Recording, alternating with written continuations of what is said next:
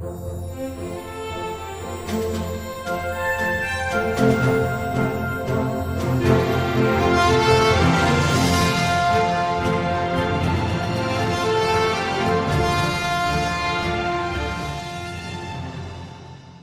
you for joining us for this special series of interviews with Democratic candidates seeking to represent you for the 1st District Connecticut House of Representatives. I'm Carole Mulready, the Voter Service Chair for the League of Greater Hartford. Our goal today is to help you to get to know the candidate beyond the headlines, to hear Luke Bronin, where he is, where he comes from, and what fuels commitment to public service. Luke Bronin is an attorney and has served as the 67th mayor of Hartford. I forget the years. 2 4-year terms, 2016 to the end of 23, so 8 years as mayor. Very good, thank you, and welcome. Thank you so much. And I'm pleased to be joined by a thoughtful and respected reporter who helps bring clarity to Connecticut's political conversations. Please welcome Lisa Hagen, the federal policy reporter based in Washington, D.C. with the Connecticut Mirror. So, thank you so much, Carole. Today we'll start with a conversation that spotlights the person behind the campaign. And so we want to understand the experiences, values, and mindset that shape how they would approach governing. And so first question to you, Mayor Bronin, kind of going off of that, but tell me more about your journey and kind of rather than reciting probably a long, lengthy resume, we'd love to hear the story behind the person who wants to serve. Sure. Well, first of all, Carole and Lisa, thanks for having me, and thanks to everybody who's out there watching. I think the most important thing is that I'm a dad. I've got 3 kids, 17, 15, and 12. I want them to grow up in a world where the planet is healthy, where they're in a country that they can be proud of, or in a country where it is actually possible for people to find opportunity and get ahead. And I worry about all of that right now. I worry about this world that they are growing up in and that they're going to inherit. And I think our politics is just so deeply broken. So to me, that is the most important identity that I have is as a dad that's worried about the future of this country and this world if we don't fix some really broken stuff. But looking further back, my plan A was music. I used to play music. That was what I had hoped to do. But also, started getting involved in policy. The first public policy issue I got involved in was criminal justice reform. I was teaching GED classes at the New Haven Correctional Center, and I started to feel very strongly that we were over incarcerating. We were I saw people locked up for doing things that folks were doing, down at the university down the street, and facing a very different future. And that's the first thing that really got me involved in politics and policy. And then ended up, without reciting the resume, but a big part of my identity over the last 20 years has been public service, whether it was in the Obama administration, where I was part of the team that helped to create what became the Consumer Financial Protection Bureau to try to protect Americans from financial abuse, from payday lending, from the kind of abuses that led us to the financial crisis and that hurt so many Americans.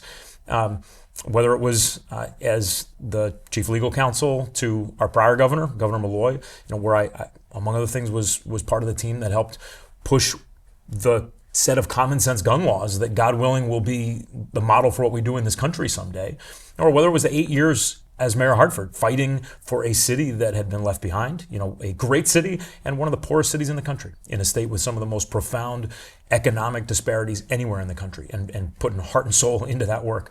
At the end of the day, what drives me is trying to create communities and a country that is fair, where there is real opportunity, and where we're standing up and protecting the most vulnerable and creating opportunity for everybody. And we've got a lot of work to do. So, I'm running this race because I think this is a moment when we have a president who is threatening all of that, who's threatening the most fundamental values we have as a country, who is also just continuing to drive a huge wealth disparity and income inequality in this country, who's driving up costs for every American, and who is damaging our moral and strategic standing in the world. And I want to see a Democratic Party that is responding in this moment with a whole different level of energy. And that's why I think it's important we make some changes.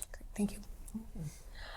Given that, your question now is, what personal value do you bring that is non-negotiable for you in public service?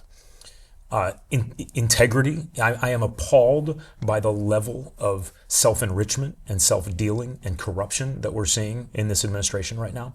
I mean, just yesterday there was a story out that the Trump administration killed a federal investigation into potential payoffs, bribes associated with his giving a get-out-of-jail-free card to somebody who had defrauded thousands of Americans. And that's just one of countless examples we could cite of where this administration is just shattering the basic norms of integrity in government and taking, and we could give a million others, right? I mean, the UAE paying billions into his crypto fund and getting things in return.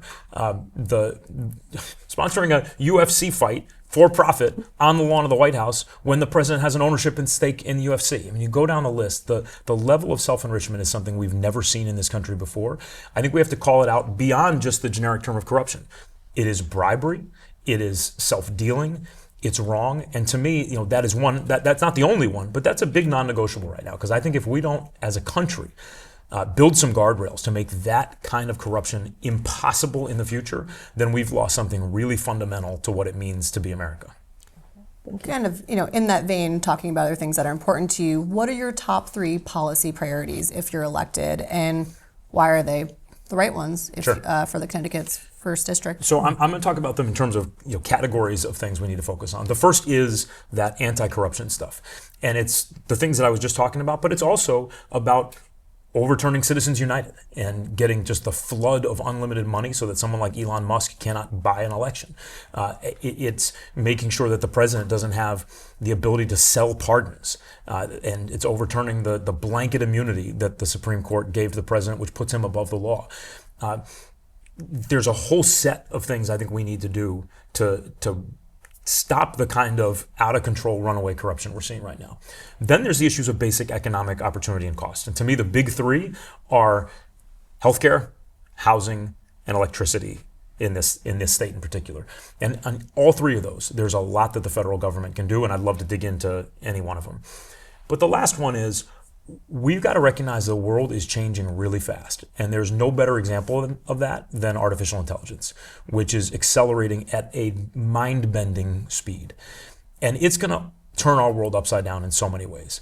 And if we don't start getting ahead of that, then we're going to pay a really heavy price. There are opportunities that come from technological leadership, but there's also huge safety risks to our kids, to our infrastructure, to our national security, across the board, not to mention to our economy and to jobs. And this is a place where I just don't see very many members of Congress even asking the questions.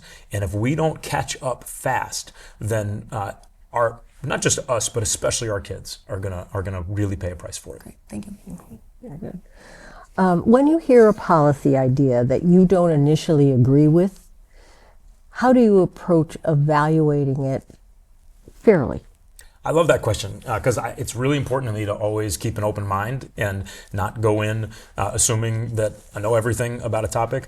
This was really important as mayor. I mean, Hartford may be a Democratic town, but there's all kinds of differences of opinions, divisions, fault lines, and I was constantly in discussions with people who I might not have seen things the exact same way as, but it was really important to me to always sit down at the table. But beyond that, to seek out other opinions in different ways, right? Not just go to a town hall where you might hear from the same 5 people saying the same 5 thing, but get out into the community, knock on doors when it wasn't election time, walk around and crash a few barbecues and just hear what people have to say.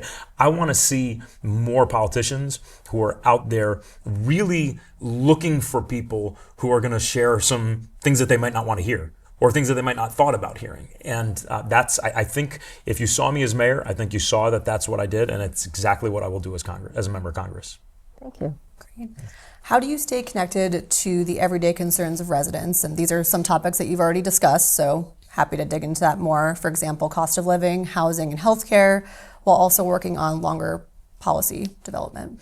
I mean, some of it's what I just shared, right? You cannot insulate yourself and get stuck in the bubble of Capitol Hill. I think that's one of the challenges with having so many members of Congress who've been in Congress for decade after decade, is you get a little bit stuck in that bubble. It's kind of inevitable if you've been there for 30, 40 years. And making sure that you are not just back in the district, but back in all parts of the district and out there hearing from everybody. Again, not just in informal settings, but just putting yourself in places where you're going to hear some things that you need to hear. Thank you. Okay.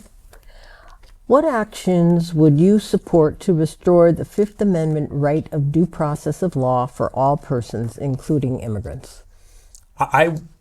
First of all, this is a big topic, but on that last piece, what I want to say is I am proud that I'm the first person in this campaign who said unequivocally that we need to abolish ICE. And I do think we need to abolish ICE because I think ICE has become a lawless agency that has routinely, repeatedly violated Americans' rights, including the Fifth Amendment, the Fourth Amendment. I mean, number of amendments. The whole Bill of Rights.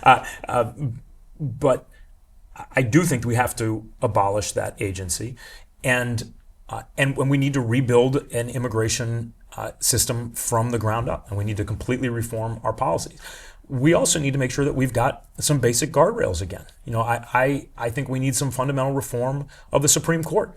This is a court that actually decided that ICE agents could racially profile and that was okay. So I think we need some fundamental reforms in the Supreme Court. I think we need to defeat Donald Trump and the MAGA movement so we can put a leaders in charge who actually respect our Constitution to begin with. And I do think that where we have agencies that have become so captured by a mindset of cruelty and extremism like ICE that we need to abolish them and start over. Okay. Good. Thank you. How can Congress restore its constitutional authority, especially at a time when members of Congress have at times ceded some of its authority to the executive branch and the administration? Yeah, look, I think this is one of the things that's been most shocking to see is how the Republican Party in particular has ceded all of its authority. But I also think the Democratic Party hasn't been strong enough in claiming it and asserting it. You're seeing it in every area, right? On tariffs, the president did not have the authority to impose those tariffs, and I don't think we were anywhere near strong enough in pushing back and making that case from day one, all the way to war and leading us unilaterally into a reckless war without a strategy, without a plan.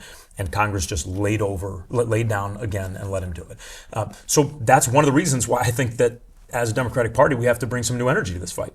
And it's not just about, this is something really important. It's not just about yelling louder. It's not just going and banging on the table harder. It's going to places where people may not already agree with us and making the case effectively, clearly, forcefully. For some reason, Newsmax asks me to go on every once in a while as a Democratic voice, and I think they're crazy. But I'll do it almost every time I can because I think we cannot cede any ground. And I went on there, for example, after the murders of Renee Good and Alex Preddy. And to that audience where there's probably not many people who agree with my politics, said, go and watch the videos of those murders and then listen to the lies that Kristi Noem said and believe what your eyes are telling you, not what their lies are telling you.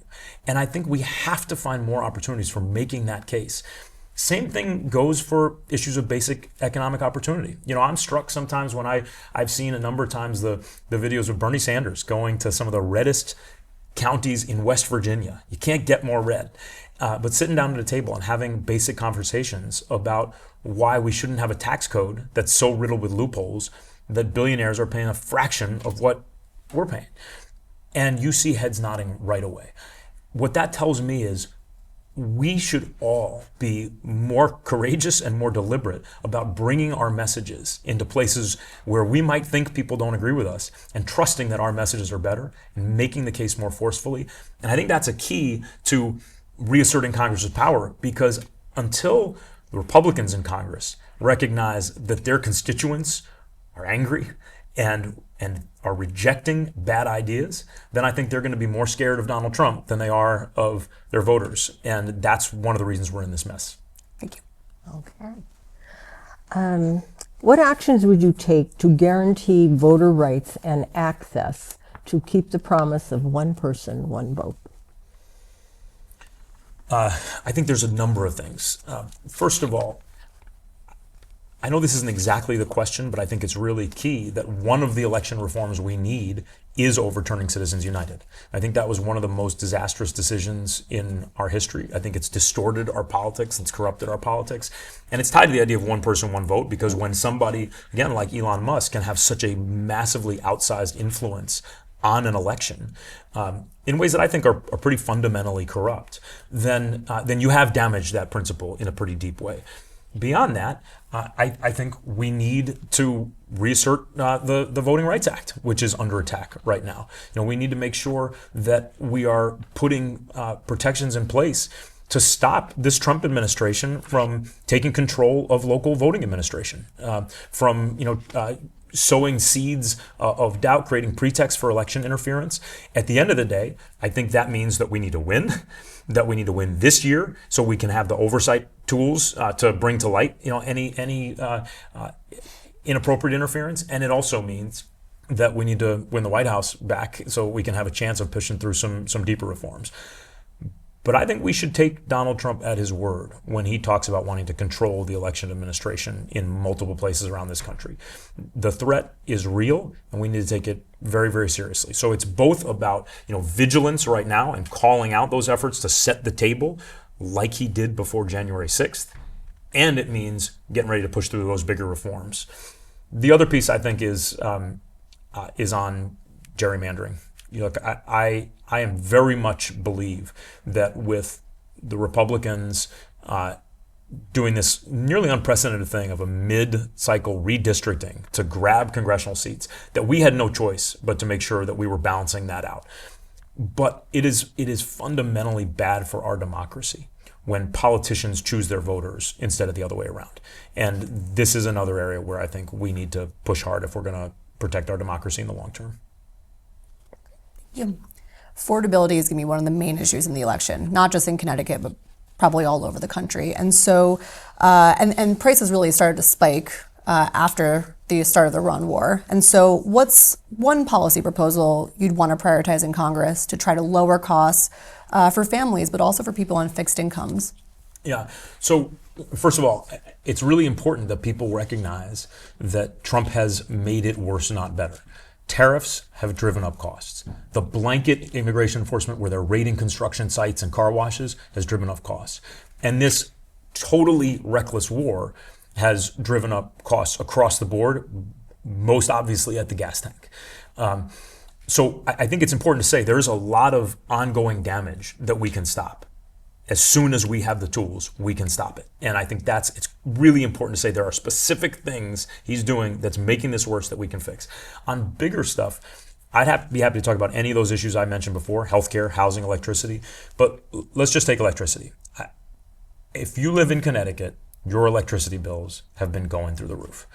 And one of the reasons is that the Trump administration has made a deliberate choice to double down on oil, gas, and coal instead of pushing a modernization and a shift to renewable energy. And I want to see a massive national commitment to modernizing our energy grid, to investing in things like battery storage, to a huge expansion of solar, wind, hydro, small-scale nuclear. Other countries are showing us what this looks like. I mean, it's a national embarrassment, but China has pushed a green energy transition while we've been doubling down on coal. And this is one of those areas where I think this can only really be done at the federal level. And if we do it right, we actually can bring down costs for Americans and for residents in this district. Because the cost of solar is actually lower than fossil fuels right now. But we have been going in the wrong direction. So follow up in this question, you mentioned tools that are needed by being elected. Can you just give us an specifically example? what I was talking there is oversight powers, subpoena powers, where they're going to be interfering in the election. We need to make sure that we can bring it to light. Okay. And then also, obviously, the biggest tool is governing majorities that allow us to push through the legislation to make the changes we need to make. Yeah, okay. And we've talked a little bit within this question about effect on the environment with energy. What priorities do you have for the environment? And are there any specific regulations that you would strengthen or roll back would. Yeah, I think the number one thing we can do for our environment is a massive commitment to green energy and renewable energy. That's the biggest thing we can do for our planet, and it happens to be one of the most important things we can do to help bring costs down. So at this point, we should not be afraid, nobody should be afraid about talking about green energy, because it is both cheaper and better for the climate. And I think Democrats have been way too cautious about talking about this issue. I haven't heard us talking nearly enough about it. And it is one of those issues, again, where it is both about the planet that our kids are going to be living in, and it's about bringing costs down instead of continuing to see them go up and up and up every single year. So that to me is the single biggest thing. And the truth is, to do that might actually require us to reform some of our regulations, to make it easier to build a modern transmission system, modern transmission lines, so you can move solar from places in the Southwest where it's abundant to places like up here where you might need to get that access. We need to modernize our electric grid nationally, and that probably means making it easier to build things faster, cheaper, more effectively, and that's a balance we have to acknowledge, that if we're going to have a chance of making the renewable energy transition that we need, we're going to have to reform some of our permitting stuff too. And very quick follow-up to that, is there anything that the administration has rolled back in terms of environmental policy, whether it's on water, energy, or whatnot, that you would like to try to restore? I mean, a lot of this stuff emanates from administration, but Congress, even in the minority, has the opportunity to kind of push back in that regard. I mean, they have, they went directly at the EPA's authority to regulate, to protect against, ozone emissions. I mean, they went directly at the authority that underlay all of EPA's work to try to improve our climate and reverse climate change. So we need clear congressional, because we have a Supreme Court that is hostile to responsible climate policy, we need Congress to act and put a clear mandate in statute to make clear that the EPA has that responsibility. Great. And then how currently Republicans control both chambers of Congress and the White House. Balance of power will be on the ballot in November. And so regardless of if Democrats are in the minority or majority in the House and maybe potentially in the Senate, how will you try to, how do you think you could be effective regardless of who holds the majority? Yeah, look, I think it's really important that we're honest with voters, that in the next 2 years, while Donald Trump is president, we're probably not going to get huge pieces of Democratic legislation enacted into law. What I think we can do is stop the damage, use those oversight tools to bring corruption and other abuses to light, and then, this is the most important thing, use these 2 years to build an agenda on all those issues I talked about, on restoring, the guardrails that Trump has demolished, on the basic issues of economic fairness and cost, like healthcare, housing, electricity, childcare, and bigger issues that are coming at us new, like AI. Put that agenda together now, build it over the next 2 years, and be ready after 2028, when we take, God willing, the White House and the Senate and the House, to push that agenda forward with the same kind of sense of urgency that they pushed through the disastrous Project 2025. The next 2 years are about building that agenda for rebuilding our government and overhauling our policy in bold ways. And it's about getting out there and building a movement to make that possible. Especially in these next 2 years, the job of being a member of Congress is not just inside subcommittee rooms in the Capitol. It's outside the Capitol, talking with voters, building that movement, changing the politics so we can get more things voted on to begin with. Okay, so getting that vote is going to be important, of course, whether minority or majority representation for the party. No matter what, we're talking about a lot of money. How do you look at the federal budget and how we are funding all of these things? Do you have any suggestions? Yeah. I mean, first of all, let me say the very first policy proposal that I made in this campaign was for a strong progressive tax reform that would close the loopholes that let billionaires pay a fraction of the rate that we all pay, that would raise rates on corporations and the wealthiest Americans and make sure that they're actually paying what they owe. And that is a big part of making sure that we have a more responsible budget. I mean, the Trump tax cuts, which have overwhelmingly benefited the wealthiest Americans and corporations, have helped to explode our deficit.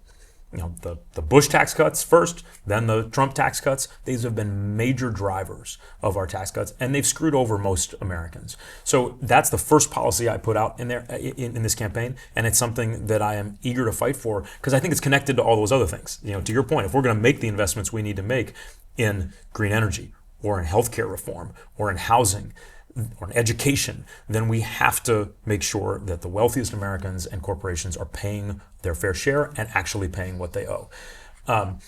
Beyond that, look, I think I'm a veteran. I'm proud to have served. I believe in strong national defense. And the idea that we're spending $1.5 trillion on the Pentagon is outrageous and unnecessary and wasteful. That's an area where I think we can absolutely make responsible cuts. If we don't start making sure that the wealthiest Americans pay their fair share, we're going to keep seeing the debt explode, which means the payments on the debt are getting bigger and bigger, crowding out other things that we need to do for people to make people's lives better. So, I mean, those are a few thoughts, but I think that right now we see an administration that is giving massive benefits to the wealthiest, and exploding our deficits in a way that is going to hurt everyday Americans, and again, going to really hurt our kids.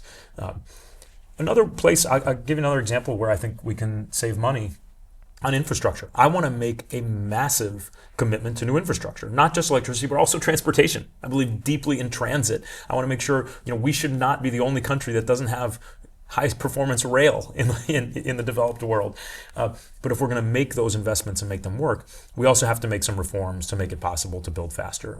It costs us 4, 5, 6 times the amount to build that it costs a lot of European countries. So there's another example where I think we can both do more, do it better, and be better stewards of taxpayer dollars. Thank you. And so finally, is there anything else you would like to share that we haven't touched upon? I touched upon it in passing, but I do want to talk for a minute about artificial intelligence, because I think it's really hard to wrap your mind around just how fast this is moving. When you have AI systems that are now building the next AI system, it's changing so fast that it's completely outrun our policy response. And there are big issues there. There's the safety issues of what's the algorithm feeding to our kids? What's the risk of deep fake videos to our ability to have conversations based in a shared sense of truth? What's the safety issues to our infrastructure when hackers can get tools that can break into almost any system pretty easily? And at the same time, there are really significant benefits, like our ability to design and discover new drugs and develop new treatments and diagnose diseases early. We should be in the technological lead, but we need some guardrails and some safety measures fast. And then you talk about the economic disruption, which could mean that there are millions of jobs going away. And we have a basic choice as a country. We either accept a future where those millions of jobs get lost, or we say we don't accept that. And the way I think we can reject it is not by pretending that you can stop progress on AI or that you should, but by saying we need to rethink the partnership between federal government and communities. We know we need more teachers. We know that we need them better paid. We know we need more paraeducators. We know we need more people doing mental health work. We know we need more nurses. We know we need more people doing construction work and building our infrastructure. We should be making a huge commitment as a country to create new jobs in communities where people are doing things for people that matter. And I don't see us approaching this rapid moment of change with anything like the seriousness that it demands. So that's an issue that I think we need a lot more focus on. Thank you.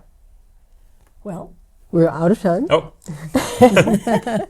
And we want to thank you, Luke, for joining us, and Lisa, and thank the WHCI Community Television Network here. The Connecticut Mirror has been a great partner. And so we ask you, the audience, to remember to vote in the election in the fall. But if you are registered in a party that's holding a primary, please remember to vote on August 11th, and early voting begins on August 3rd. Also, you can check whether you are registered if you don't remember where you registered, going to the Secretary of the State site by searching lookup, voter registration lookup. Also, you can use the League of Women Voters website, Vote 411, which takes you to the same page by just clicking on something, Am I registered? So thank you for watching, and remember to vote. Thank you all. Thank you so much.